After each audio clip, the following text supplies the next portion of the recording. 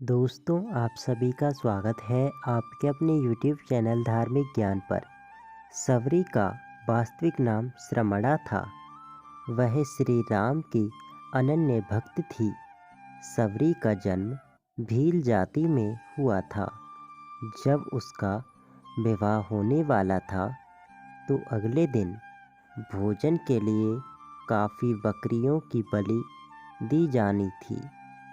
यह बात पता लगते ही उसने अपनी माता से इस जीव की हत्या का रोकने का अनुरोध किया, पर उसकी माता ने बताया कि वे भील हैं और यह उनके यहाँ का नियम है कि बारात का स्वागत इसी भोजन से होता है।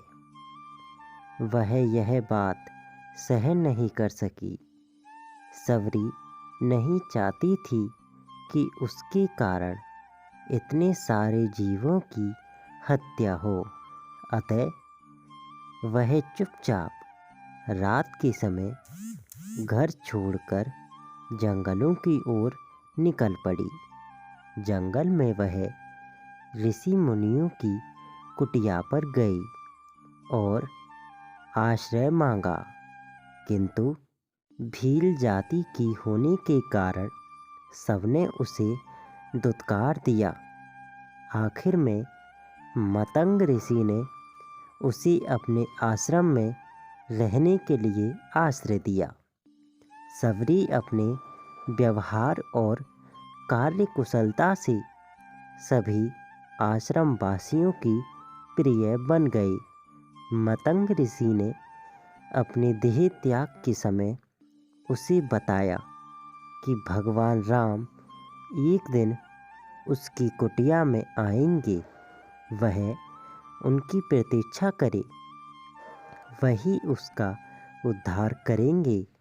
दिन बीतते रहे। सवरी रोज सारे मार्ग और कुटिया की सफाई करती और प्रभु श्री राम की प्रतीक्षा करती। ऐसे करते करते वह बूढ़ी हो चली, पर प्रतीक्षा करना नहीं छोड़ी, क्योंकि गुरु के वचन जो थे।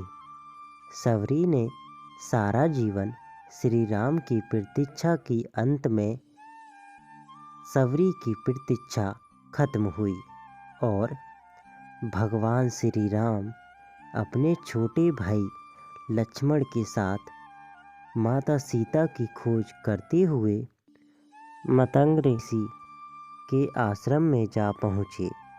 सवरी ने उन्हें पहचान लिया। उसने प्रभु श्री रामचंद्र जी का आदर सत्कार किया। सवरी भागकर कंदमूल लेकर आई। कंदमूलों के साथ वह कुछ जंगली बेर भी लाई। कंदमूलों को उसने भगवान को अर्पण कर दिया, पर बेरों को देने का साहस नहीं कर पा रही थी। कहीं बेर खराब और कट्टे ना निकले, इस बात का उसे भय था। उसने बेरों को चखना आरंभ कर दिया। अच्छे और मीठे बेर वह बिना किसी संकोच के श्री राम को देने लगी। श्री राम उसकी सरलता पर मुग्ध थे। उन्होंने बड़े प्रेम से झूठे बेर खाए। सवरी की झूठे बेर श्री राम को खाते देख लक्ष्मण को बहुत आश्चर्य हुआ, परंतु श्री राम सवरी की भक्ति और सरलता पर पूर्ण रूप से मुग्ध थे। श्री राम की कृपा से सवरी का उसी समय उद्धार हो गया। तो दोस्तों, आशा है कि आपको यह कहानी पसंद आई होगी। अगर आपको यह कहानी पसंद आई हो तो आप हमारे YouTube चैनल धार्मिक ज्ञान को सब्सक्राइब कर सकते हैं और इस वीडियो को लाइक कर सकते हैं।